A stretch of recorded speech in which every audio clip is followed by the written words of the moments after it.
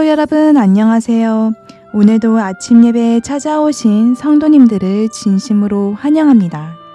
오늘도 빛으로 인도해 주신 하나님의 은혜를 묵상하고 진리의 말씀을 있는 그대로 받아 말씀의 기둥이 마음 안에 새겨지는 귀한 하루 되시길 바랍니다. 이제 기도하겠습니다. 하늘에 계신 하나님 아버지, 우리에게 귀한 하루를 선물해 주심에 감사드립니다. 이 시간 말씀을 듣는 저희의 마음이 가난한 심령이 되어 말씀을 통해 하나님의 뜻을 알 수 있도록 도와주시옵소서. 날마다 주시는 말씀이 마음에 새겨져 전신갑주가 되어 마지막 시대 사탄의 미혹에서 보호받도록 인도하여 주시옵소서.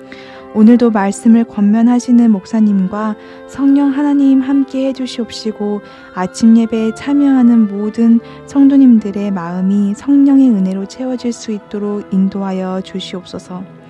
오늘도 주신 빛 안에서 거하여 하나님께 영광 올리기를 바라오며 이 모든 말씀 예수님의 이름으로 기도드렸습니다. 아멘. 오늘 저희가 함께 묵상할 제목은 빛인가 아니면 그림자인가입니다. 이제 목사님께서 교제를 통해서 권면의 말씀을 전해주시겠습니다. 안녕하십니까 성도 여러분. 오늘도 성령께서 저에게 귀한 말씀을 주셨습니다. 하나님의 말씀은 빛입니다. 빛을 우리가 받으면 우리 마음이 환해지고 밝아지고 생명이 올라오게 되는 것입니다. 그런데 이상하게 어떤 그리스도인들은 진리의 빛을 받으면 마음이 무겁습니다. 정죄를 느낍니다. 마음이 답답합니다. 너무 힘들게 느껴집니다. 왜 그럴까요? 빛을 거절하는 정신과 태도가 내 속에 있으면 빛의 큰 장애물이 되는 것입니다.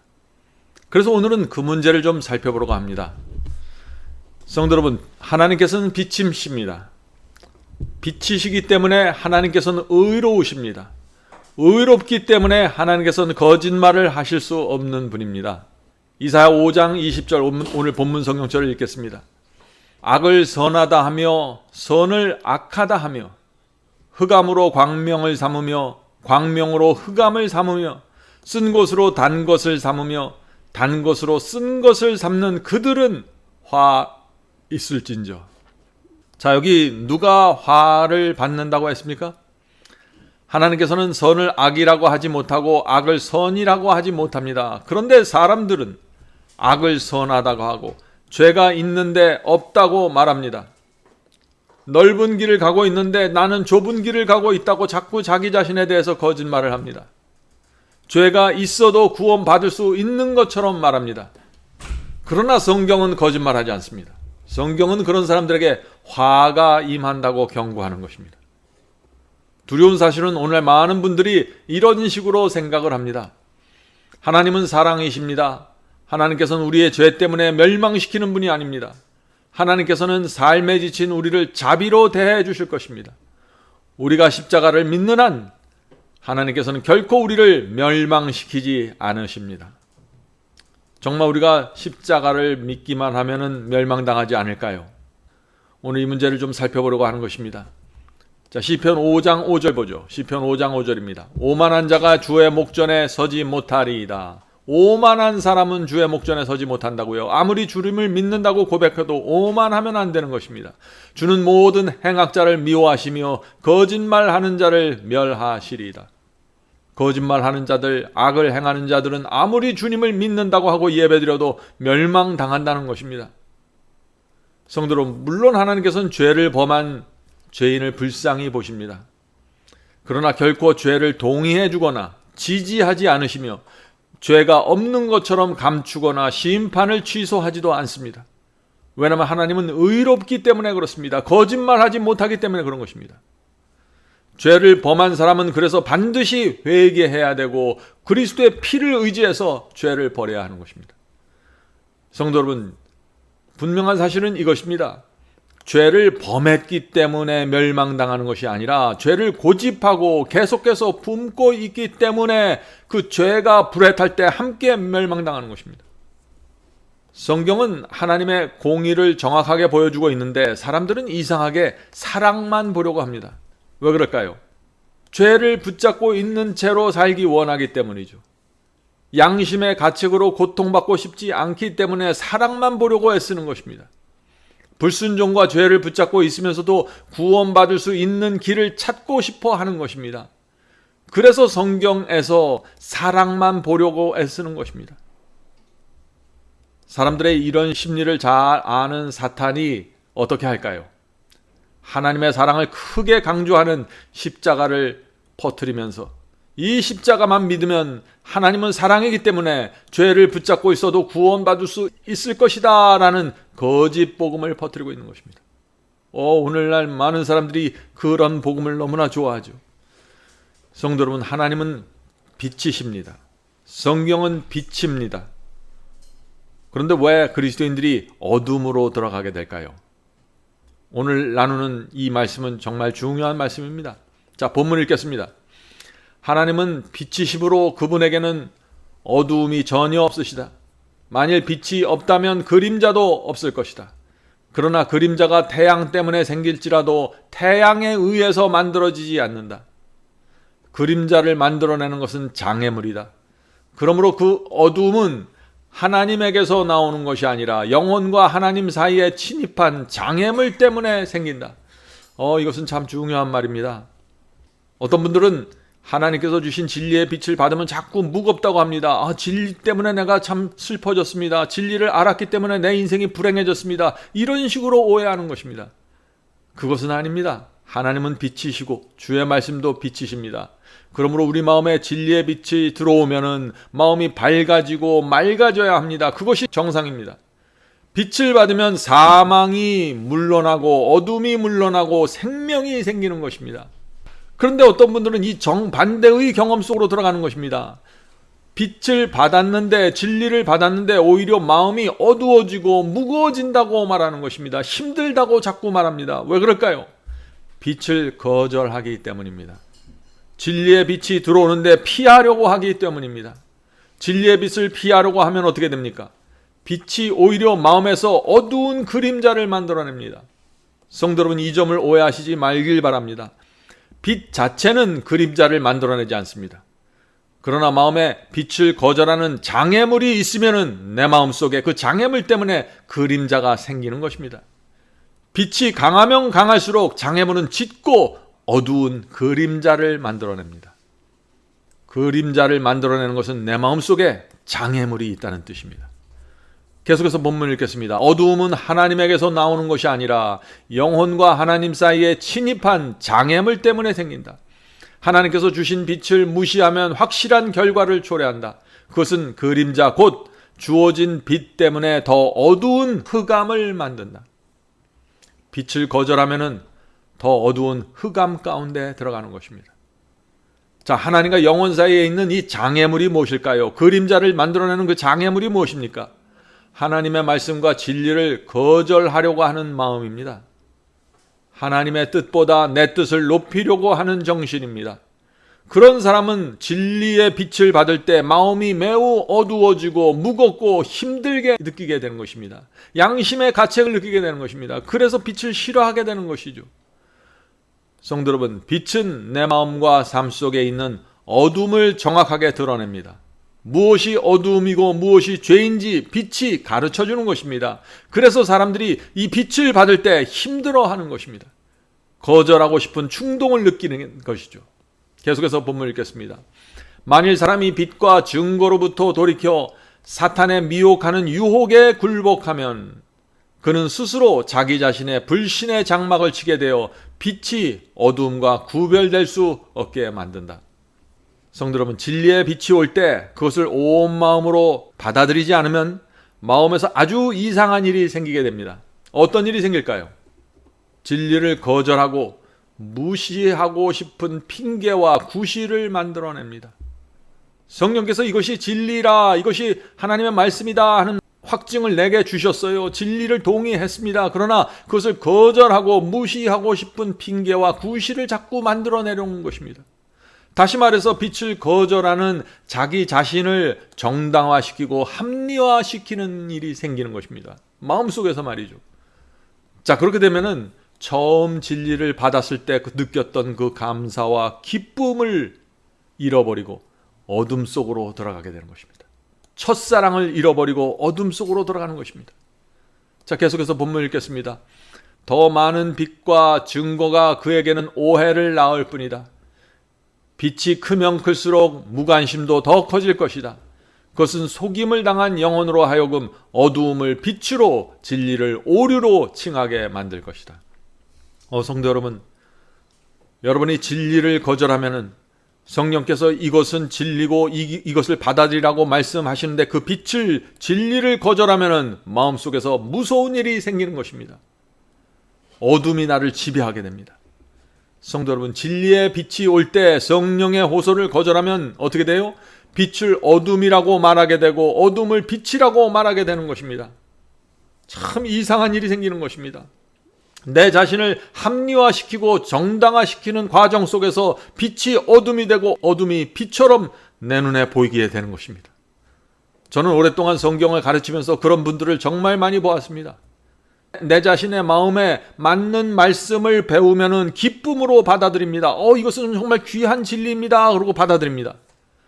그러나 자기 마음에 맞지 않는 진리가 오면, 내 삶의 개혁과 변화를 가져오게 만드는 그 진리가 오면은 그때부터는 얼굴이 어두워지고 이리저리 핑계를 대면서 거절하는 것입니다.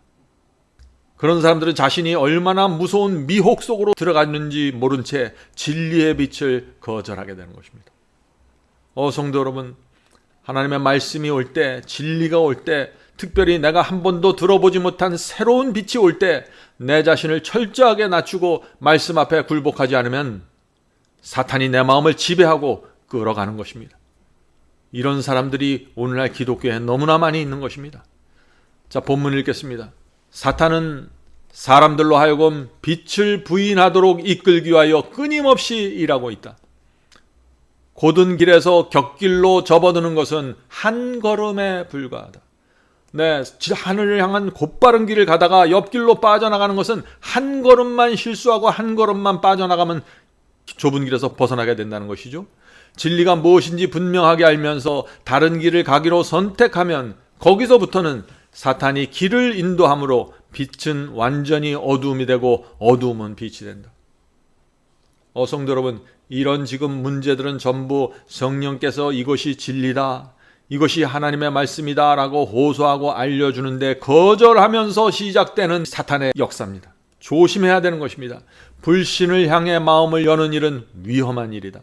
왜냐하면 그것은 마음에서 하나님의 영을 떠나게 하며 사탄의 제안을 받아들이게 하기 때문이다. 마음의 진리에 대한 의심과 불신이 생길 때 그것을 용납하고 받아들이면 무서운 결과를 갖게 된다. 성도 여러분, 사람들이 왜 진리의 빛을 거절할까요? 성령께서 이것은 진리라고 말씀해 주시는데 왜 그것을 거절할까요? 왜냐하면 그 진리를 받고 내가 순종하려고 하면 내가 불편해지기 때문입니다. 내가 손해봐야 되고 희생해야 되기 때문입니다. 그래서 이기적으로 빠져나가는 것입니다. 이 진리는 젖혀놓고 내가 다른 말씀에 순종해야지라고 생각하는 것입니다. 어떤 때는 진리 때문에 내가 다니던 교회까지 포기해야 됩니다. 그래서 이것이 하나님의 말씀이고 진리의 빛인지를 알면서도 외면하는 것입니다. 이것이 바로 빛에서 어둠으로 빠져들어가는 과정입니다. 성도 여러분, 그러나 진리의 빛을 거절하고 사는 것도 쉽지 않습니다. 그런 삶도 고통스럽습니다. 사도 바울도 진리의 빛을 거절해서 오랫동안 고통스러운 삶을 살았습니다. 사도 바울도 예수님의 그 순결한 생애를 보면서 성령의 음성을 들었고 큰 감동을 받았지만 계속해서 거절했습니다. 왜요? 그리스도 예수를 받아들이는 한 유대 교단으로부터 자기가 철저하게 배척당하고 출교당할 수 있기 때문이죠.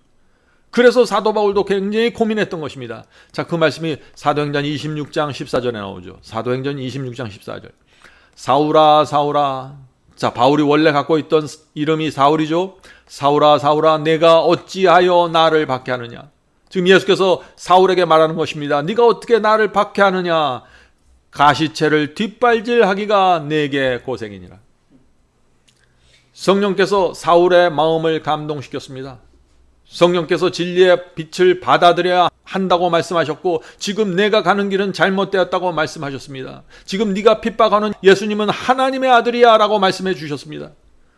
지금 네가 핍박한 것은 나사렛 예수는 구약 성경이 말하고 있는 바로 그 메시아라는 그 말씀을 주셨습니다. 그러나 사울은 그 성령의 음성을 거절했습니다. 계속해서 뒷발질로 성령의 음성을 걷어찼습니다. 양심이 너무나 불편했고 마음이 아팠지만 거절했습니다. 제자들을 핍박했습니다. 이것이 사울의 고통이었습니다. 자, 계속해서 본문 읽겠습니다. 사람이 무엇이든지 심든지 그대로 거두리라. 갈라디아 6장 7절. 하나님은 그 누구도 멸망시키지 않으신다. 멸망하는 사람은 모두 스스로 선택한 결과이다. 성도 여러분, 이거 정말 중요한 말씀입니다. 당자는 아버지가 내보낸 것이 아닙니다. 당자는 자기 스스로 결론을 내고 스스로 선택해서 아버지를 떠나간 것입니다. 그가 다시 아버지로께로 돌아오기 전까지 그는 구원받을 수가 없는 것입니다. 자, 계속해서 읽어보죠. 멸망하는 사람은 모두 스스로 선택한 결과이다.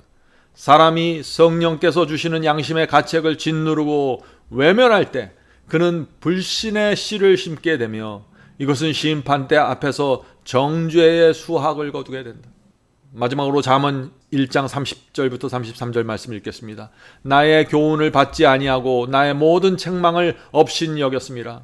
하나님께서 주신 교훈과 교리와 책망을 업신 여기는 자들 위험한 것입니다. 그러므로 자기 행위의 열매를 먹으며 자기 꾀에 배부르리라. 어리석은 자의 퇴보는 자기를 죽이며 미련한 자의 안일은 자기를 멸망시키려니와 오직 나를 듣는 자는 안연히 살며 재앙에 두려움 없이 평안하리라. 어떤 사람이 평안하여? 하나님의 말씀을 듣는 자입니다. 하나님의 성령의 감동을 받고 마음의 평강을 누리고 사는 자들입니다. 성도 여러분, 심은 대로 거두고 뿌린 대로 거두는 것이 성경의 원칙입니다. 모든 사람은 하나님의 말씀을 무시하거나 거절한 태도에 대해서 그래서 반드시 심판을 받는 것입니다. 그러므로 진리의 빛이 올 때, 새로운 빛이 나타날 때 조심해야 됩니다. 그 말씀을 놓고 성령의 인도하심을 간구해야 하는 것입니다. 성도 여러분, 마지막 시대에 나타나는 가장 중요한 빛이 무엇일까요? 이 말씀입니다. 저는 온 마음을 다해 오늘 아침에 여러분에게 이 말씀을 여러분에게 내놓겠습니다. 요한계시록 12장 17절입니다. 요한계시록 12장 17절. 용이, 사탄이죠. 사탄이 여자에게 분노하여 돌아가서, 이 모습은 마지막 시대 하나님과 사탄이 크게 투쟁하는 장면입니다. 용이 여자에게 분노하여 돌아가서 그 여자의 남은 자손 곧 하나님의 계명을 지키고 예수의 증거를 가진 자들로 더불어 싸우려고 바다 모래 위에 섰더라. 성도 여러분, 마지막 시대에 우리는 두 개를 가져야 합니다. 첫 번째, 예수의 증거를 가지고 있어야 됩니다. 내 삶 속에, 내 성품 속에 예수의 증거가 있어야 되는 것입니다. 내가 예수님을 믿는다는 증거 말이죠. 두 번째는 하나님의 계명을 지켜야 됩니다. 믿기만 하면 되는 것이 아니라 하나님의 계명을 지켜야 되는 것입니다. 하나님께서는 계명을 지키는 성도들을 지금 마지막 때가 되면서 불러 모으시는 것입니다. 왜요? 용과 싸우는 한 무리의 군대를 원하는 것입니다. 그들을 바로 요한계시록은 여자의 남은 무리라고 말하는 것입니다. 성도 여러분, 계명을 지킨다고 해서 율법주의가 되는 것이 아닙니다. 계명을 지킨다는 것은 하나님의 말씀에 충성한다는 것입니다. 하나님과 사탄의 전쟁에서 내가 하나님의 편에 서서 충성한다는 것입니다. 왜 이 계명을 지키는 자는 충성할까요? 하나님의 은혜가 너무나 커서 그의 사랑이 나를 강권하기 때문에 그분의 말씀과 계명을 도무지 거절할 수 없는 것입니다. 사도 요한은 바로 그런 성도들이 마지막 시대에 나타나서 하나님의 편에 서게 될 것이라고 말하는 것입니다. 그리고 그들을 여자의 남은 자손이라고 부르는 것입니다. 성도 여러분, 의의 길로 여러분을 인도하는 복음이 들려올 때, 참된 회개와 거룩함으로 인도하는 말씀이 들려올 때, 또 말씀에 순종하라는 복음이 들려올 때 조심하십시오. 의의 기별이 들려올 때 양심 깊은 곳에서 들려오는 성령의 음성을 놓치면 안 되는 것입니다. 성령의 음성을 듣고 따라가십시오. 성경 말씀을 펼쳐서 확인해놓고 따라가십시오. 자, 마지막으로 제가 영성교실의 교재로 사용하는 책 예수께 가는 길 47, 48페이지에 있는 글을 읽겠습니다. 선과 성결에 대한 욕망은 좋기는 좋으나 그것으로 그친다면 그것은 아무 소용이 없다. 오늘날 많은 사람들이 선하게 살길 원하고 성결한 삶을 원합니다. 그러나 거기서 그치면 소용이 없다는 것이죠. 많은 사람은 그리스도인이 되려고 희망하고 소원만 하다가 멸망에 들어가게 될 것이다. 저들은 저희 마음을 하나님께 바치는 데까지 이르지 않는다. 저들은 지금 그리스도인이 되기를 결정하지 않는다. 많은 사람들이 참 나도 선한 그리스도인이 되겠다, 순종하는 그리스도인이 되고 싶다, 하나님께 충성하는 그리스도인이 되고 싶다라고 말들을 많이 하고 그런 소원을 실제로 갖고 있습니다. 그런데 그렇게 되기로 결정하지 않는다는 것입니다. 제가 아는 많은 분들이 실제로 수년 동안 결정하지 못한 채 머뭇거리고 있는 것입니다. 그렇게 머뭇거리다가 많은 사람들이 빛을 어둠이라고 하고 어둠을 빛이라고 하면서 빠져나갔습니다. 저는 그런 분들을 볼 때 두려움을 느낍니다. 자, 계속해서 읽겠습니다. 그대들이 진리와 의를 붙잡고 선택할 때 생애에는 전적인 변화가 생기게 될 것이다. 자, 언제 변화가 생기는지 잘 보세요. 그대들의 의지를 그리스도께 바침으로써 그대들은 정사와 권세를 초월한 능력자 하나님과 연결된다. 하나님과 연결되어야만 위로부터 능력을 얻게 될 것이다. 그렇게 해야만 새로운 생애, 곧 믿음의 생애를 살 수 있게 될 것이다. 성도 여러분, 이 믿음의 생애를 살 수 있는 방법이 무엇인가요? 진리가 오고 의의 기별이 올 때 그것을 붙잡고 선택해야 됩니다. 선택할 뿐만 아니라 내 의지를, 내 마음을, 내 뜻을 그리스도께 바치는 것입니다.